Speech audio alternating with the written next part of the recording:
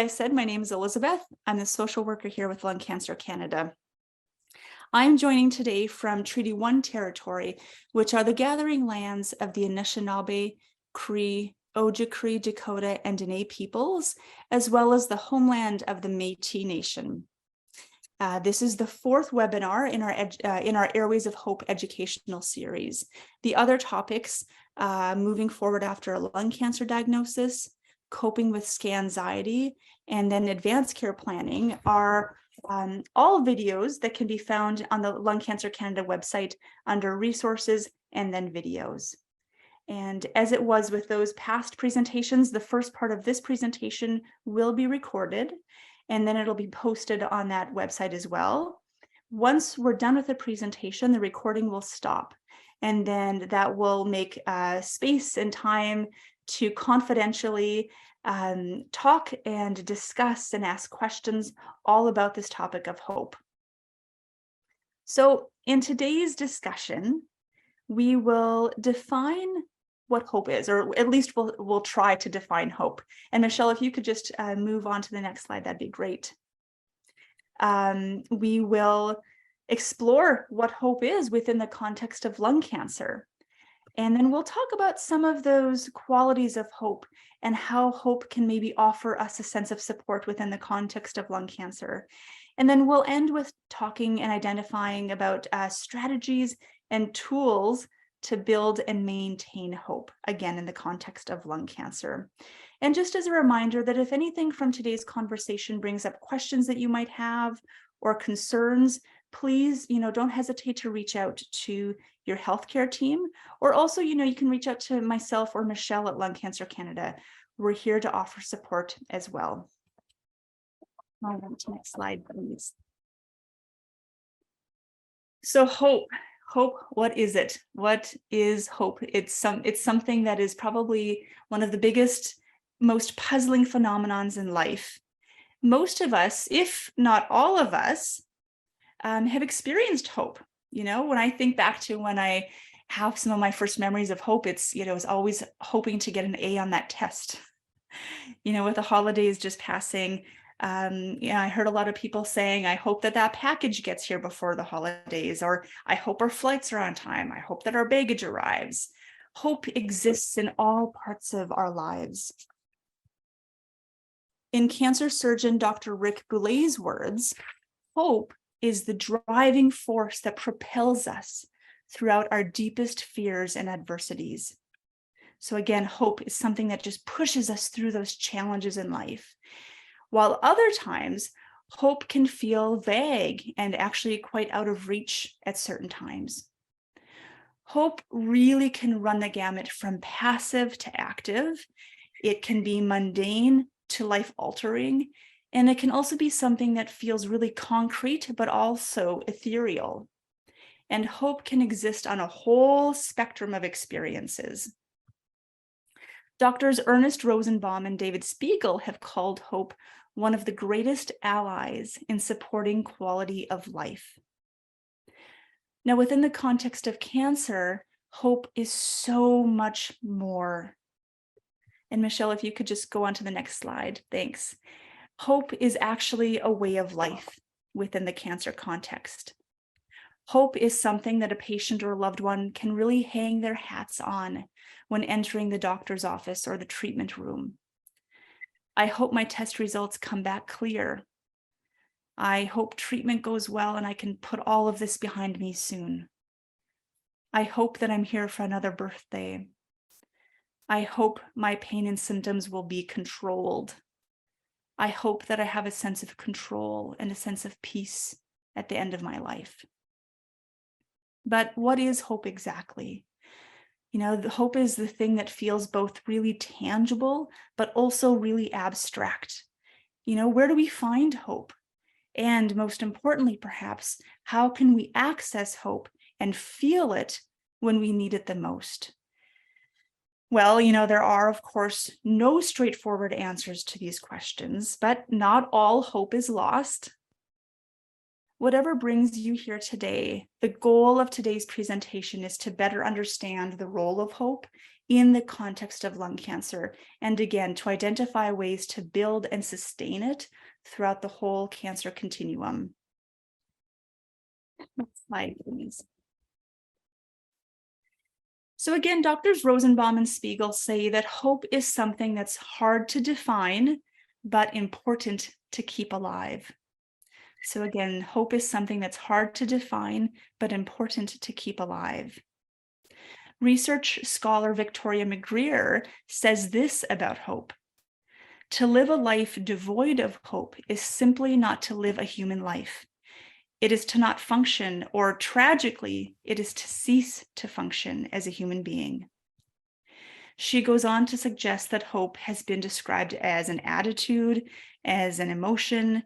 Hope has also been described as a human characteristic or even a disposition or a process or activity.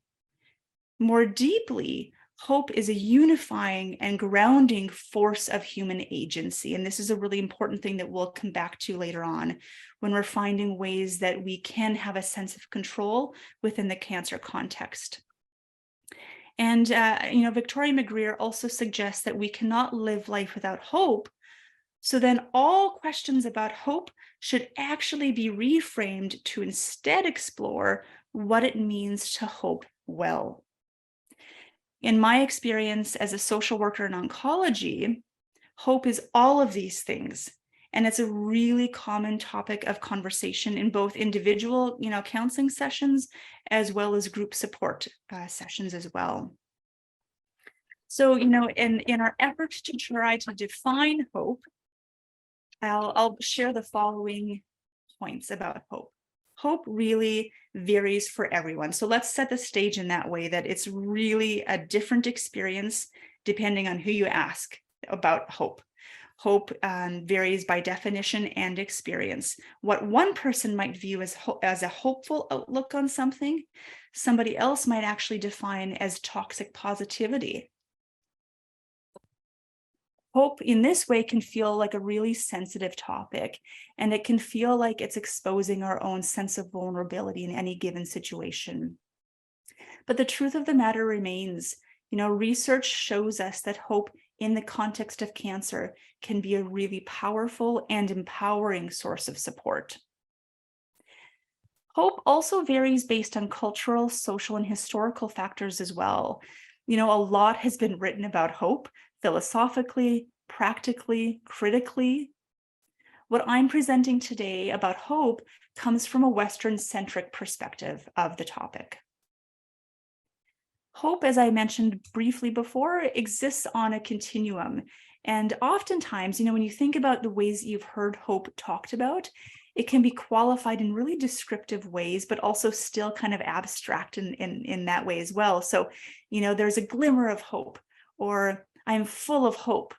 We when we think about those phrases and think about where we've heard those phrases before, there's a lot of feelings and emotion elicited when we hear those phrases. But again, what does that actually mean? That's, part of the question and why we're here today. Hope changes and evolves a lot based on context as well. And this is something that's really important to remember when we're talking about hope within lung cancer.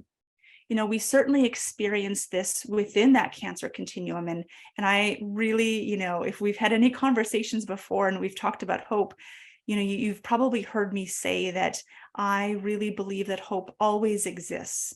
It just might change form depending on the context that one is in. And lastly, hope originates from many different areas of our lives, from our childhood experiences, from other lived experiences.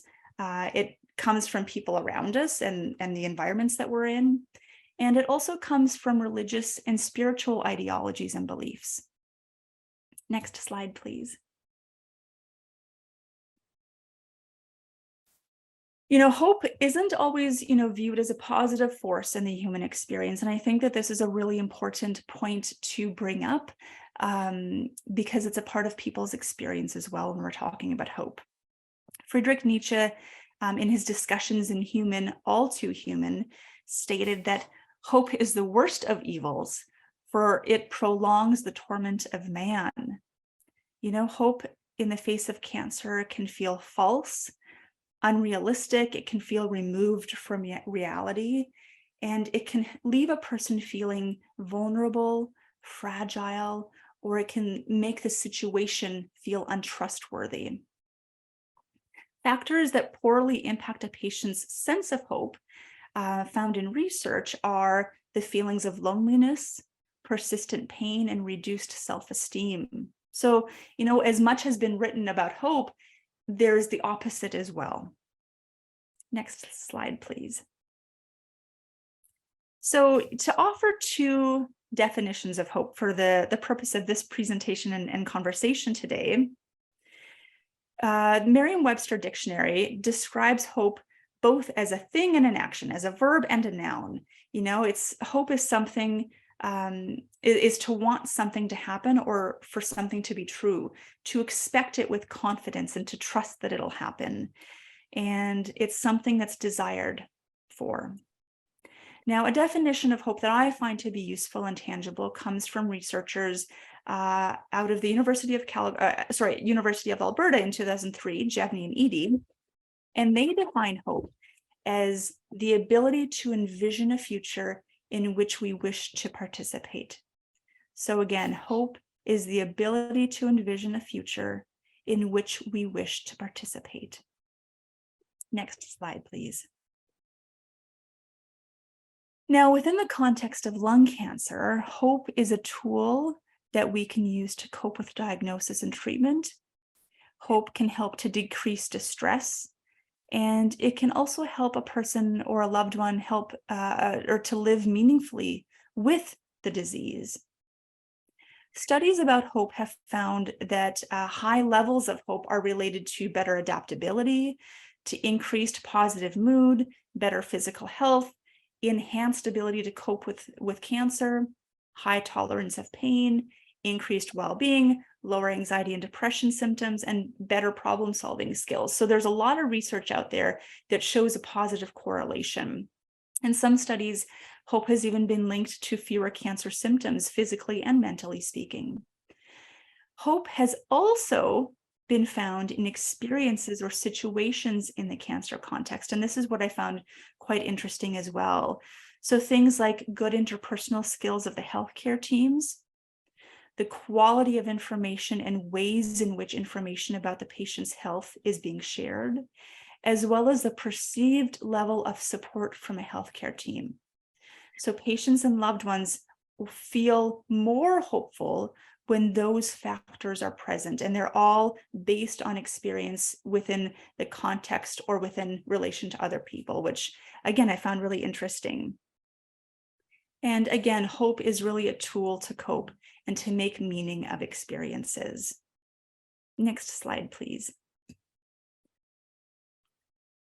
So where does your hope live? Dr. Rick Boulay suggests that hope exists in one of two places, internally and or externally. Okay, next slide, please. So when hope lives external to us, hope may focus on various treatment options or even on relationships formed with members of the patient's healthcare team. So for example, you might hear things when external hope is present.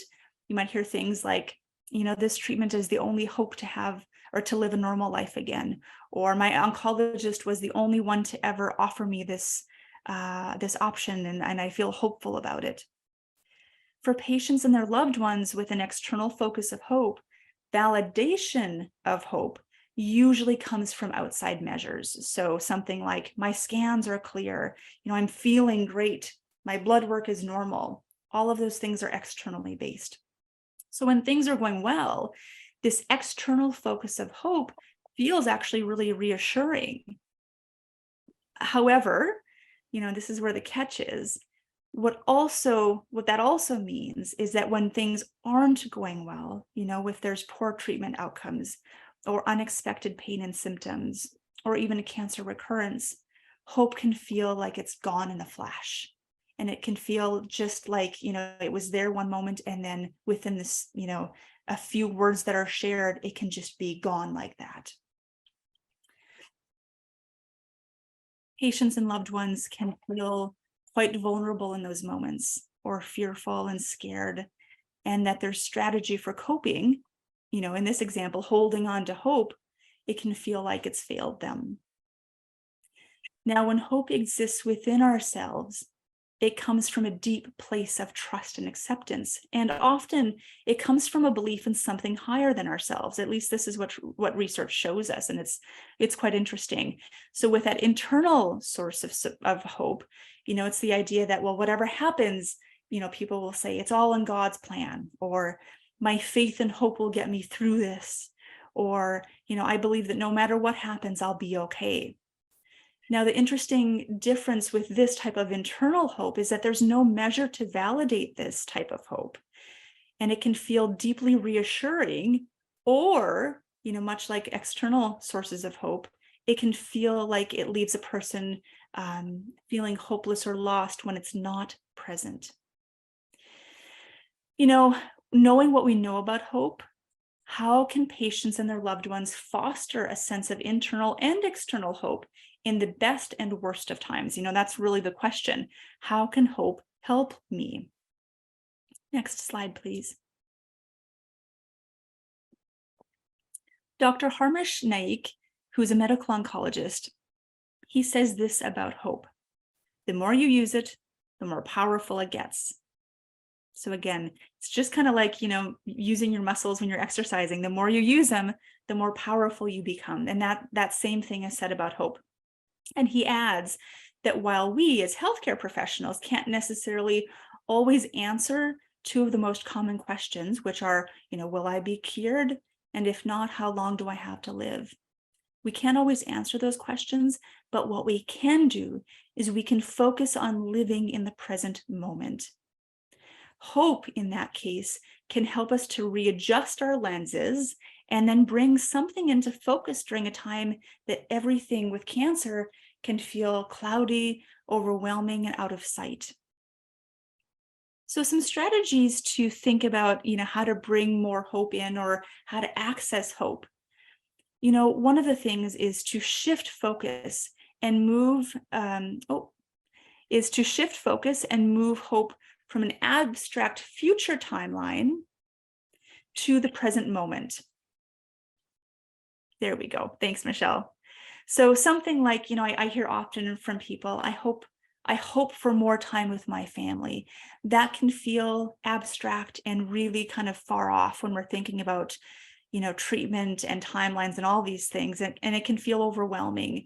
So when we shift our focus to the present moment, a meaningful action in that hope would be, well, I'm going to spend time with my family right now in this present moment. What can I do? It can be X, Y, Z, this or that, but shifting that focus to the present moment can mean that we're actually living hopefully in this moment as well. Focus on things that bring meaning and joy. That is something that's been measured, and there are positive correlations to feeling hopeful when we're doing things that bring us joy and meaning in life. Adjusting our mindset, expecting there to be bumps and detours along the way can actually help hope to stay present even when difficult things are happening. But when we go through a path or a journey expecting it to be clear, when we are kind of thrown off course, it feels like hope is thrown off course too. But adjusting our mindset and expecting those bumps can actually help to keep hope within that car along our journey.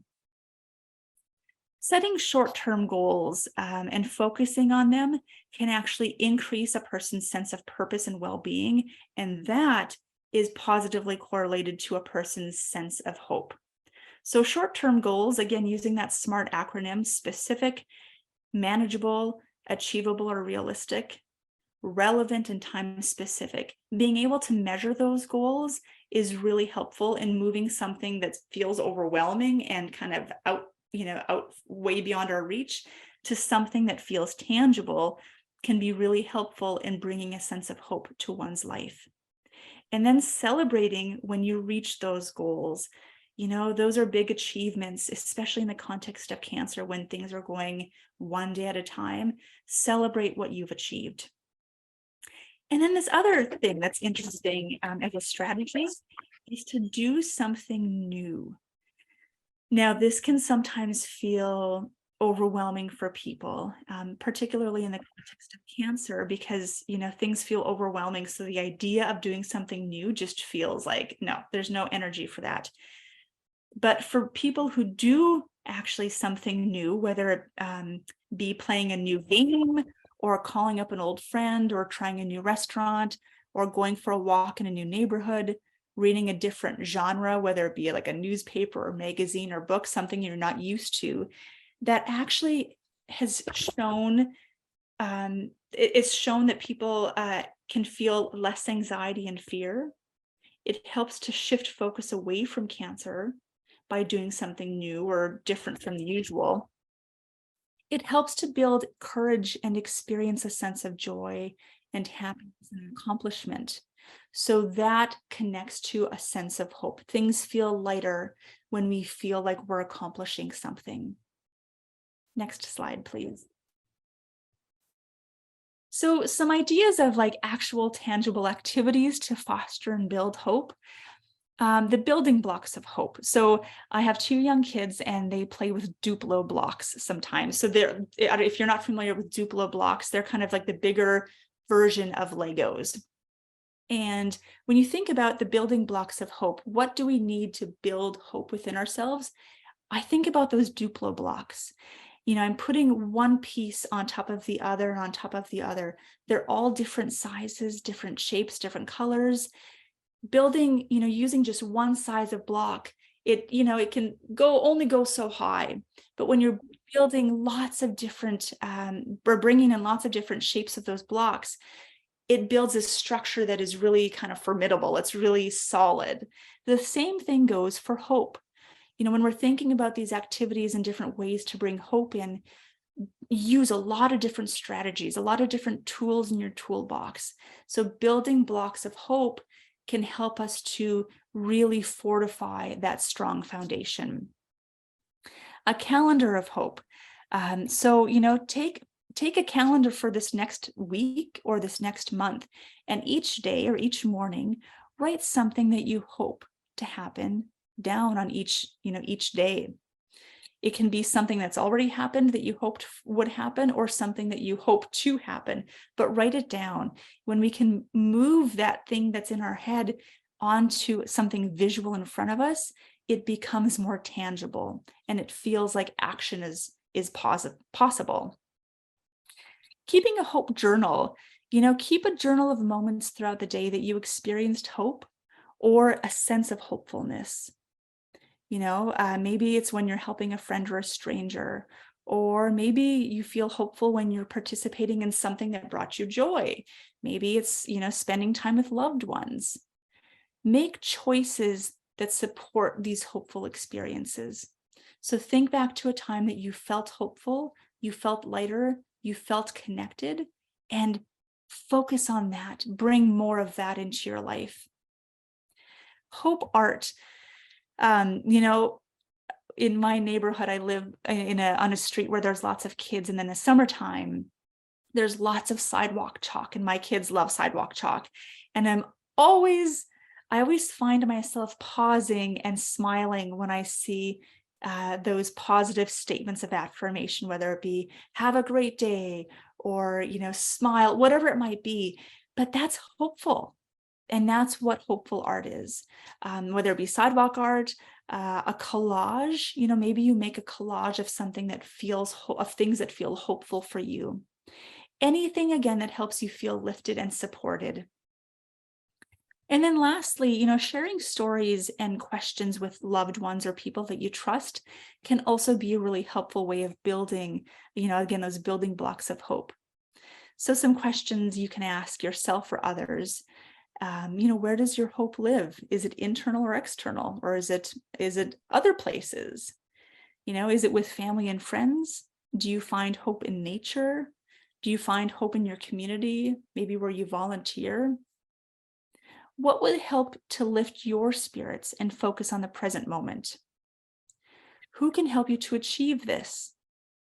Think of a time when something you hoped for came true. Or think of a time when your hopes were dashed and you were left feeling maybe disappointed or sad or frustrated or worried. Sharing these questions, sharing your stories of hope, again, is all a part of those building blocks of hope. Next slide, please. Thanks. So, in closing, whatever brings you here today, whatever hat you're wearing, lung cancer can completely, alter life, as you know. It can bring about an uncertain future with no clear direction to move forward. To cope with the challenges of lung cancer, finding and maintaining hope can really impact the overall health and well-being of patients and loved ones. Hope is adaptive, it's fluid, it's ever-changing based on someone's lived experiences, as well as historical, social, and cultural factors. Hope, as we defined, or as one definition stands, hope is the ability to envision a future in which we wish to participate. And then to build and sustain hope throughout the lung cancer continuum, it's important to shift focus to the present moment and to things that bring joy, curiosity, excitement, contentment, things that improve your quality of life. So try something new, set goals, and then celebrate them. And most importantly, remember that the more you engage with hope, the more powerful it gets, and the more that it'll engage with you. And as always, if anything came up today in this conversation and you have questions about it, or you need some additional support, don't hesitate to reach out.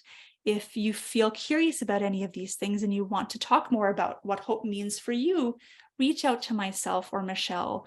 We're here to offer you support and are always open to any conversation. And our contact information is on the next slide as well. And I think that will conclude this presentation portion of the webinar today, and we will stop the recording at this time.